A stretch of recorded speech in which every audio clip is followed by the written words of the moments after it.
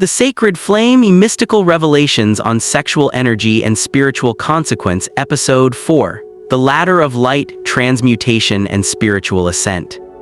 Esoteric Christian Reflection from the Blind Oracle of Cosmic Christ Fellowship.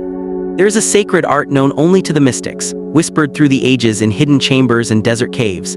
It is the art of transmutation, the alchemical process by which base desire is refined into divine power.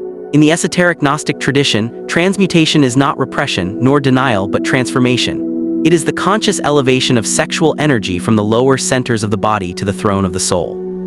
This energy, when preserved and redirected, becomes the ladder of light, the same ladder seen by Jacob in his vision.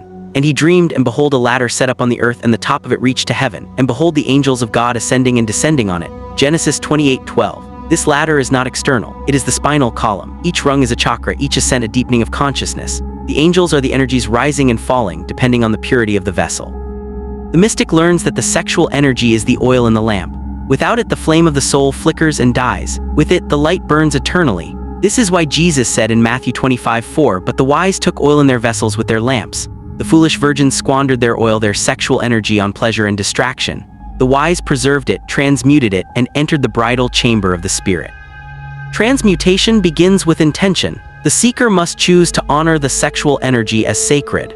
Through breathwork, prayer, and meditation, the energy is drawn upward. It rises through the spine, activating the chakras, illuminating the pineal gland, and awakening the third eye. This is the baptism by fire, the true initiation into the mysteries. John 3:5 reveals the hidden key. Except a man be born of water and of the Spirit, he cannot enter into the kingdom of God. The water is the sexual essence. The Spirit is the divine breath. Together they birth the Christ within. This is not metaphor, it is mystical reality. The kingdom of God is not a place, it is a state of being, and only through transmutation can the gates be opened. In Gnostic teachings, the serpent is not evil, it is misunderstood. When coiled at the base of the spine, it is dormant. When awakened through lust, it becomes destructive. But when raised through transmutation, it becomes the Kundalini, the divine mother ascending to reunite with the Father in the crown. This is the sacred marriage, the union of heaven and earth within the temple of the body. Romans 12:1 exhorts the seeker, "Present your bodies a living sacrifice, holy, acceptable unto God, which is your reasonable service." This sacrifice is not of blood but of desire.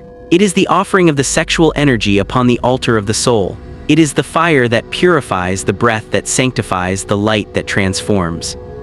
The mystic becomes the alchemist. They do not spill the sacred fluid, they elevate it. They do not chase pleasure, they seek union. They do not indulge the flesh, they awaken the spirit. Through transmutation, they climb the ladder of light rung by rung until the veil is lifted and the face of the divine is revealed. Let the seeker understand, the sexual energy is the key. It is the oil, the fire, the breath. When wasted, it binds. When preserved, it liberates. When transmuted, it illuminates. Let the body be a temple, let the breath be a prayer, let the energy be a ladder.